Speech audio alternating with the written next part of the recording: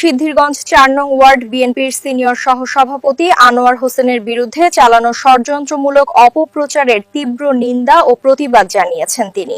Studio থেকে সরাসরি চলে যাব সোহেল রানার কাছে। সোহেল, আপনি কি শুনতে পাচ্ছেন? আমাদের আজকের এই বিশেষ আয়োজনে আপনাকে স্বাগত জানাই।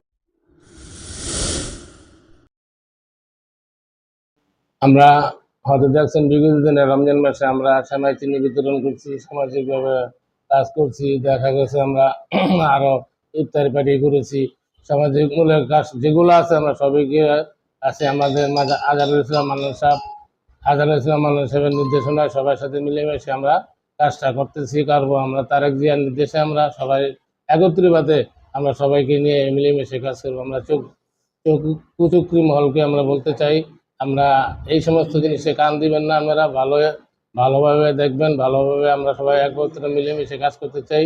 এই বলে আমার বক্তব্য শেষ করব। জিয়া অমর হোক, বেগম খালেদা জিয়া অমর হোক।